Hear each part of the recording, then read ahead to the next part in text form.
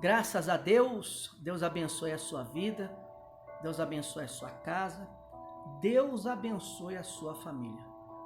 Nós estamos aqui para levar até você uma palavra de conforto, de consolo, uma palavra que vai trazer um norte para a sua vida. Nós estamos realizando hoje o culto online devido ao decreto de proibição de aglomeração de pessoas. Por esse motivo não estamos realizando o culto presencial na igreja. Estou aqui da minha casa fazendo o culto e é bem provável que mais 1 ou 2 semanas teremos que fazer desta forma, desta maneira. Mas não há problema. Eu tenho a certeza que o Espírito Santo ele vai alcançar as pessoas e vai fazer aquilo que a sua palavra está determinada a fazer, que é não voltar vazia. Eu gostaria agora de fazer uma breve oração, pedir a Deus para que tome a direção de tudo que nós iremos falar nesta noite. Tudo aquilo que for feito, falado, que seja da vontade de Deus. Feche os seus olhos, ó Pai querido e Pai amado, em o nome do Senhor Jesus, meu Deus, nós te invocamos neste momento e pedimos a tua direção, Senhor, que o Senhor possa confortar, consolar os corações, que o Senhor possa, meu Pai, fazer a tua obra na vida de cada pessoa que está nos assistindo nesta noite. Que eu sei que o teu poder é ilimitado, que o Senhor não está omisso ao sofrimento, à dor, ao desespero das pessoas. O Senhor inclina os teus olhos, desde aí do teu trono, para acudir ao necessitado, ao aflito, ao sofrido. Por isso, Pai, estenda as tuas mãos e abençoa esse culto, meu Deus. E aonde quer que esta pessoa esteja nos assistindo, seja no hospital, no carro, no quarto de hotel, na sua casa, ou quando ela for assistir este vídeo, que o Senhor fale ao coração dela. É o que eu te peço humildemente, no nome do Senhor Jesus. Amém? E graças a Deus. No final, eu vou fazer uma oração pela saúde, uma oração pelas pessoas doentes, pelas pessoas aflitas e angustiadas, tá bom? Não sai daí não. Se você tem a sua Bíblia, abra aí a sua Bíblia no livro de João, no capítulo 3 de João, por favor. 3. Evangelho de João, capítulo 3. Hoje eu gostaria de falar, eu tenho dito às pessoas na igreja, sobre a falsa fé, ou a fé pirata, ou o cristão pirata, né? Assim como existe CD pirata, filme pirata, vamos dizer assim, relógio pirata, existe tantas coisas piratas, imitações, né? E algumas até parecem perfeitas, eles até falam que é de primeira linha, é de segunda linha, né? De tanto que se aproxima, se assemelha ao produto. E nós temos também cristãos assim, cristãos piratas. Uns de primeira linha, outros de segunda linha, né? Outros já são, como se diz em espanhol, são trútil, né? São muito falsificados, tá longe da original. Mas tem cristão que ele está bem próximo do original. Ele é pirata, ele é uma imitação, né? Uma imitação muito boa, chega muito próximo ao cristão, mas não é o original. Não é o original. Então, nós temos cristãos assim, pessoas que estão enquadradas nesse parâmetro.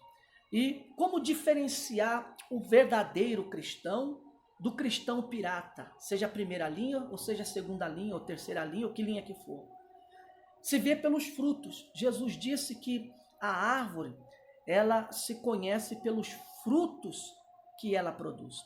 Não pode uma árvore boa dar mau fruto, nem uma árvore má dá mau fruto.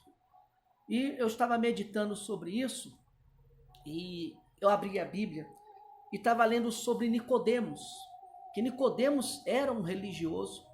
Nicodemos era uma pessoa que conhecia, né, o livro sagrado, a lei sagrada. Nicodemos, ele era um líder de uma sinagoga. Nicodemos era como um pastor, vamos dizer assim, ou um bispo, né, de uma igreja. Ele era um líder, ele liderava, ele tinha pessoas que estavam subordinadas a ele. Ele tinha pessoas que obedeciam a ele, pessoas que viam ele como o líder da sua sinagoga. Mas ele tinha algo dentro dele que o incomodava. E numa certa noite, Nicodemos foi procurar a Jesus. E diz aqui a Bíblia no capítulo 3, diz assim: havia um fariseu chamado Nicodemos, uma autoridade entre os judeus. Ele veio a Jesus à noite, né? Por que ele não foi de dia, não foi de tarde, mas foi à noite? Sabe por quê? Porque ele foi escondido. Ele não queria ser identificado pelas pessoas. Ele não queria que as pessoas soubessem que ele foi buscar a Jesus. Por exemplo, digamos você que está nos assistindo agora e você é um bispo, você é um pastor, você é um líder de uma igreja, de uma sinagoga, e de repente você tem problemas dentro da sua casa, você tem problemas consigo mesmo, você tem problema espiritual, e às vezes você tem vergonha de buscar ajuda na igreja. Você fala assim: eu vou lá, eu sou muito conhecido aqui em Franca, todos me conhecem aqui em Franca, que eu sou o pastor tal, eu sou o diácono tal, eu sou o fulano de tal. Imagine eu ir nessa igreja. De repente você não é como Nicodemos, um fariseu, né? Vamos dizer assim, um fariseu, como diz aqui, que tinha autoridade entre os judeus. De repente você é um advogado, de repente você é um médico, você é uma pessoa que na sociedade você está num status lá em cima, acima, e de repente você fala: eu vou lá na igreja, né? O que vão pensar de mim? Mais ou menos isso que aconteceu, ou que passava pela cabeça de Nicodemos. Ele: poxa, eu líder de uma sinagoga, se me virem falar com Jesus, o que vão pensar de mim? Foi por essa razão, eu creio, que ele não buscou Jesus à luz do dia, mas sim à noite e às escondidas.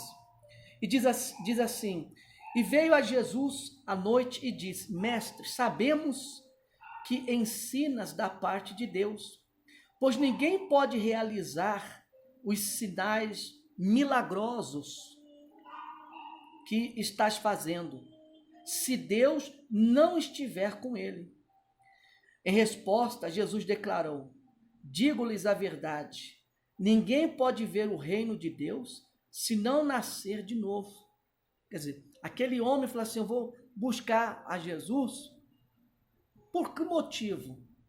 Porque os milagres que Jesus fazia, a cura do cego, ressuscitar mortos, limpar leprosos, abrir o ouvido de surdos, fazer com que mudos falassem e por aí afora, os milagres eram propagados por toda a terra e chegou aos ouvidos de Nicodemos. Assim: ninguém pode fazer o que Jesus faz se Deus não é com ele. É impossível uma pessoa fazer o que ele faz se não tiver a aprovação de Deus. Se Deus não estiver com ele, é impossível alguém fazer isso. Foi uma das causas que o levou a buscar Jesus. E ele disse que em verdade vos digo, que quem não nascer de novo não verá o reino de Deus. É aqui que eu quero entrar. E perguntou Nicodemos: como alguém pode nascer sendo velho? É claro que não pode entrar pela segunda vez no ventre de sua mãe e nascer. Respondeu Jesus: digo-lhe a verdade, ninguém pode entrar no reino de Deus se não nascer da água e do Espírito. Olha só. Então Nicodemos falou: mas Senhor, como que eu posso nascer de novo? Pela segunda vez, poderei eu voltar a entrar no ventre da minha mãe? Olha só, ele era um líder religioso, e olha só a pergunta que ele faz para Jesus: poderei eu voltar e entrar no ventre da minha mãe e nascer de novo? Jesus disse: não, filho, não é esse nascimento. Aquele que não nascer da água e não nascer do Espírito não entrará no reino de Deus. É isso? O que significa nascer da água? Nascer da água. Muitas pessoas dentro da igreja nasceram da água. Como eu posso simbolizar a água? Não é apenas, vamos dizer assim, o batismo nas águas. Né? Muitas pessoas passaram pelas águas. Mas eu também me refiro à água para exemplificar a palavra de Deus, a Bíblia Sagrada. Quantas pessoas que estão dentro da igreja e que elas conhecem a palavra de Deus de capa a capa?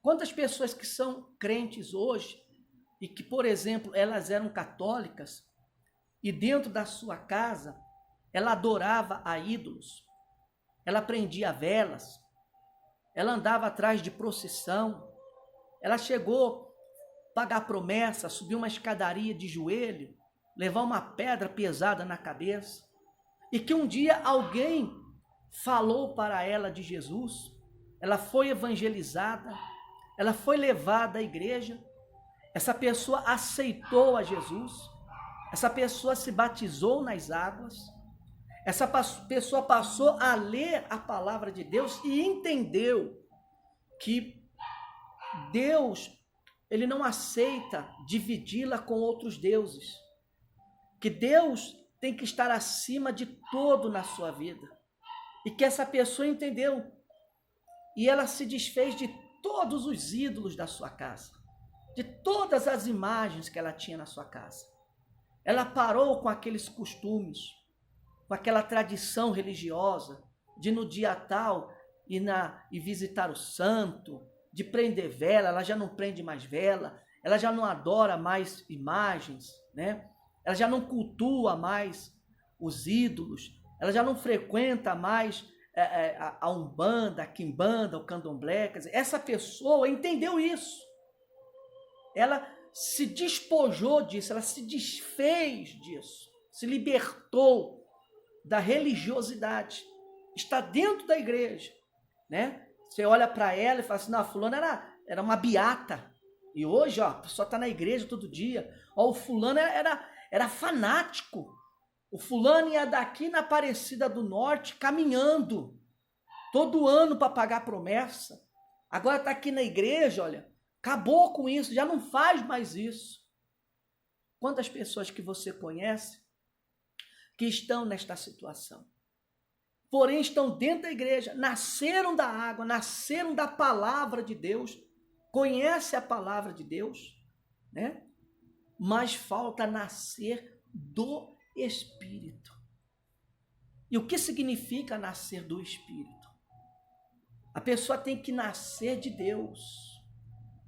Deus tem que estar dentro dela. Eu pergunto para você, meu amado e minha amada, quantas pessoas crentes que você conhece que vivem no pecado, que vivem uma vida totalmente ao contrário da palavra de Deus, ao avesso?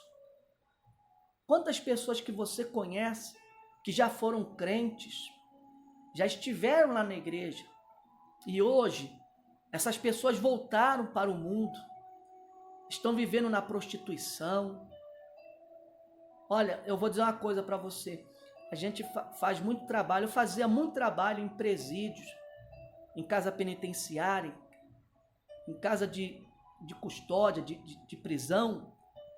E a gente vê tanto preso que já foi evangélico, que já foi crente. Você vai na penitenciária, você vai conhecer lá muitos Isaías, muitos Jeremias, Moisés, Arão, Abraão, Marcos, Paulo, João, Tiago, Timóteo.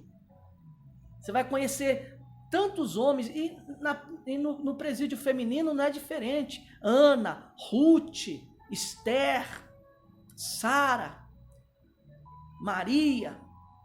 Você vai conhecer tantas mulheres com nomes bíblicos que foram colocados esses nomes nessas pessoas porque a maioria delas, seus pais eram crentes, eram evangélicos. E falou, bom, quando meu filho nascer, eu vou botar o nome dele de Moisés. Porque Moisés foi um grande homem de Deus. Eu quero que o meu filho seja um grande homem de Deus. E de repente até foi para a igreja, direitinho, bonitinho. Mas porque não nasceu do Espírito, foi para o mundo, se perdeu. E hoje está preso numa casa penitenciária, num presídio. Quantas pessoas que conhecemos que estão desigrejadas, perdidas aí fora. Eu já falei uma certa vez aqui, eu conheço muitas pessoas, filhos de pastores, de bispos, que estão perdidos aí no mundo, não querem nada com Deus, nasceram dentro da igreja, já chegaram até subir o altar, pregar, colocar uma roupa de pastor, receber um rótulo de pastor, mas em que dado momento disse, não é isso que eu quero para a minha vida.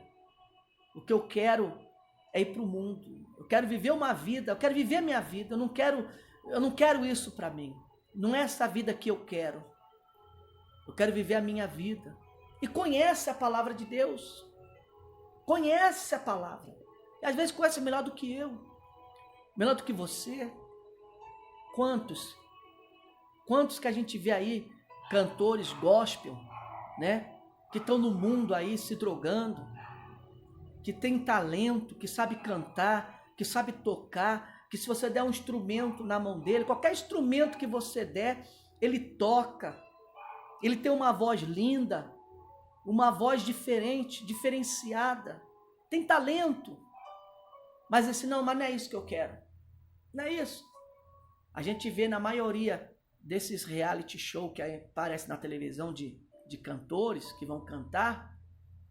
Você já viu no The Voice, aquele que tinha no SBT, na Record, quando se pergunta para a pessoa, não, eu cantava na igreja. Cantava na igreja.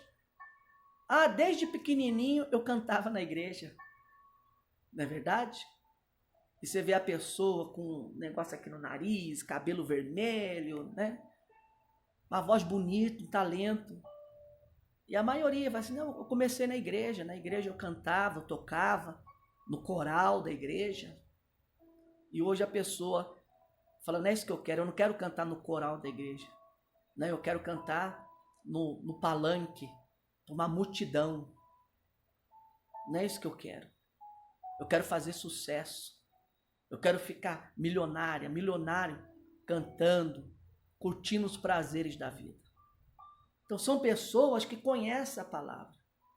Nicodemos era nascido da água, ele tinha conhecimento da palavra, mas ele não tinha conhecimento do Espírito Santo. Jesus disse, antes de subir ao céu, ele disse assim, olha, eu irei ao Pai, mas rogarei ao Pai para que os envie outro Consolador, o Espírito Santo, que vos guiará na justiça e na verdade, que convencerá o mundo do pecado. Então, é o Espírito Santo. Se a pessoa não tiver o Espírito de Deus, não adianta. É o Espírito Santo que convence ela do pecado. É o Espírito Santo que convence ela do erro. É o Espírito Santo que convence ela da justiça. É o Espírito Santo. Ele disse, mas recebereis poder quando descer sobre vós o Espírito Santo e sereis minhas testemunhas em Jerusalém, na Judéia, na Samária e até nos confins da terra. Então, a pessoa para testificar, a pessoa para bater o pé e dizer, não, eu sou de Deus, só apenas quando ela tem o Espírito Santo. Você vê, o próprio Senhor Jesus, Filho de Deus, ele teve que ser batizado com o Espírito Santo. Ele passou pelas águas e o Espírito Santo desceu sobre ele de uma forma corpórea, como uma pomba, né? E a Bíblia diz que se bradou uma voz do céu e disse: esse é o meu filho amado, a quem eu me comprazo. E o Espírito Santo veio sobre ele. Imediatamente o Espírito o levou ao deserto. E ele passou 40 dias ali no deserto. O diabo tentando, o diabo fazendo de tudo para ele pecar. Mas em nenhum momento ele pecou. Porque ele estava cheio do Espírito Santo. E a pessoa que tem o Espírito Santo, ninguém consegue convencê-la ao contrário das coisas de Deus. A pessoa pode vir falar para ela do mundo, das coisas do mundo, mas ninguém consegue convencê-la. Eu me lembro uma vez em Córdoba, na Argentina, eu estava na porta da igreja evangelizando e passou um judeu, cordinha assim, a barba compridinha, o chapéuzinho na cabeça, a roupinha preta, e ele começou a conversar comigo, fazer perguntas, e começou a me intercalar, e na verdade ele queria me convencer que Jesus não era o Filho de Deus, mas era apenas um homem, um profeta que veio, que o Messias ainda não veio para eles. E ali a gente ficou quase uns 15 minutos, ele querendo me convencer da não existência de Jesus, que Jesus não era o Messias, que Jesus não era o enviado de Deus, e eu tentando convencê-lo que Jesus era o Messias, o Filho de Deus, aquele que Deus enviou para nos salvar. E ficamos ali conversando, batendo boca, não agressivamente, violentamente, de boa, conversando de boa, ele tentando me convencer e eu tentando convencê-lo. Chegou um momento que eu disse: olha, primo, chamei ele de primo. Falei: olha, primo, não adianta a gente ficar aqui perdendo tempo, porque nem você vai conseguir me convencer que Jesus não é o Messias, e nem eu vou conseguir convencer você que Jesus é o Messias. Então é melhor cada um seguir na sua fé, é melhor cada um seguir no seu caminho. E ele apertou minha mão e foi embora. Ora, se uma pessoa não tem o Espírito Santo, ela até acaba sendo convencida pelos argumentos do outro. Não vou dizer que ele é do diabo, mas pelos argumentos do diabo. Pode vir uma pessoa do diabo com argumentos sólidos e fazer com que você acredite e deixe de seguir a Jesus. A pessoa pode vir e acionar um gatilho na sua mente e despertar e dizer assim: olha, você está no caminho errado, essa igreja não é de Deus, Jesus não existe. E de repente você, por não ter o Espírito Santo, mas conhecer a palavra, você acaba sendo convencido, e você acaba seguindo o caminho errado, o caminho do pecado, o caminho do erro. E isso acontece na vida sentimental. Quantos crentes que estão namorando hoje são namorados, porém vive como marido e mulher, porque alguém, um dos dois, conseguiu convencer o outro de ir para a cama antes de casar na igreja, de fazer as coisas certas. Alguém convenceu, e a gente sabe que isso é pecado, mas alguém foi usado pelo diabo e conseguiu convencer o outro de ir para a cama antes do matrimônio. A carne. E é isso que eu quero que você entenda, porque se a pessoa ela é nascida de Deus, ela vai dizer não, só depois do casamento. Então, você que é nascido de Deus, você não se deixa levar pela correnteza, pelo vento, não. Você que é de Deus, você tem um norte, você tem um objetivo. Você que é nascido de Deus, você sabe aonde você quer chegar e você sabe aonde você vai chegar. Porque você nasceu de Deus. E é isso que eu quero que você entenda, meu amigo e minha amiga. Não basta conhecer a palavra de Deus. Você, para entrar no reino de Deus, é necessário que você venha nascer da palavra e nascer do Espírito. É necessário isso na sua vida. E essa é a palavra que eu tenho para dar a você nessa noite. É a palavra que o Espírito Santo colocou no meu coração. E espero que chegue até você. Você que está aí dividido, você está na igreja, mas está com o pé no mundo. Você está na igreja, mas você está pensando, sabe de uma coisa? Eu vou para aquela outra igreja lá, que naquela outra igreja, ela não é tão exigente como aqui, né? Naquela outra igreja, eles abrem mais a porta, né? Naquela outra igreja, você tem mais liberdade, né? Naquela outra igreja, você pode ir em festa. Naquela outra igreja lá, o pastor, ele não fala tanto de pecado, ele não fala dessas coisas não, é só de promessa, é profecia, lá ele só promete, é só profecia, é só palavra de vitória, é só palavra de bênção, né? Então eu acho que eu vou para lá, porque lá é mais fácil. É porque você não nasceu de Deus, você não nasceu do Espírito Santo, você não nasceu, tá? Então procure nascer, busque a Deus para que você possa nascer. Como que eu faço isso, pastor? É buscando, é você se desvencilhando do mal, desviando do mal, você desviando do pecado, você sai da vida errada, começa a andar segundo a palavra de Deus, que é assim, ó, quando você menos esperar, o Espírito Santo, ele vem sobre a sua vida, ele te enche. Ele te enche. E quando você tem o Espírito Santo, não tem diabo, não tem homem, não tem nada consegue derrubar você. E eu falo por experiência. Estou há mais de 30 anos no caminho de Deus. Passei por muitas lutas, muitas dificuldades. Mas estamos aqui firme e forte na presença dele. E só vamos sair no dia que ele nos levar dessa terra. Aí sim.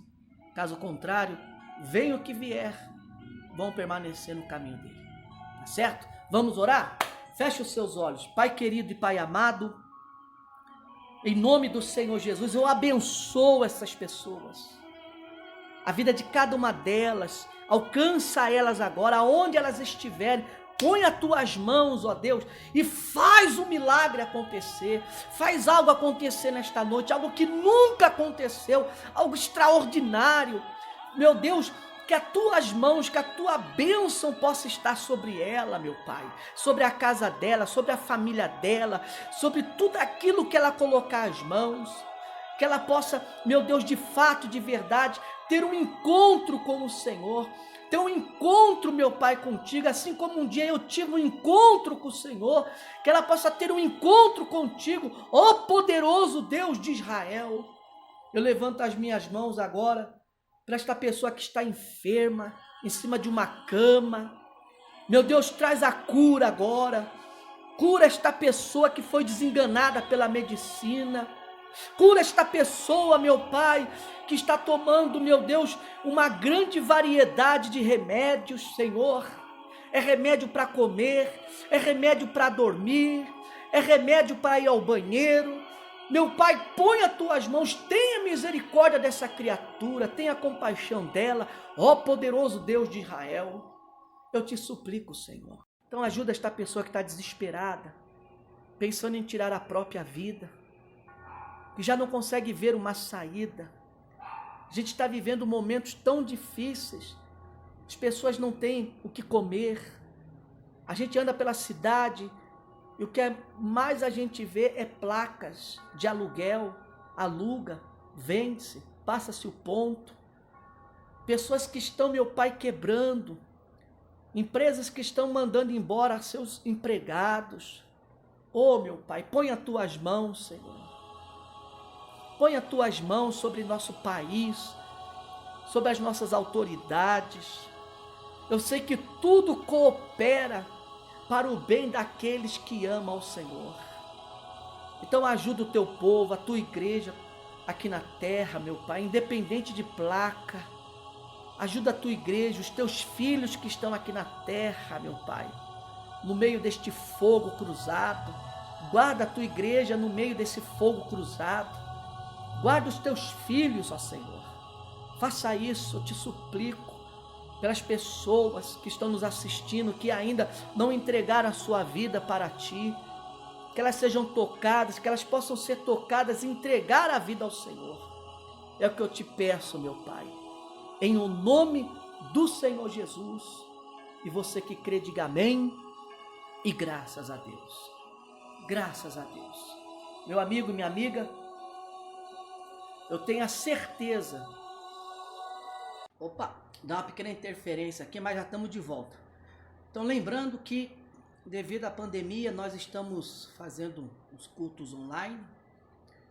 E quinta-feira que vem nós estaremos de volta com todos vocês aqui online, pela página da igreja. E domingo, 7 horas da noite, pastor Cleverson estará online também. E contamos com a sua presença aqui no Facebook, tá certo? Participe, compartilhe.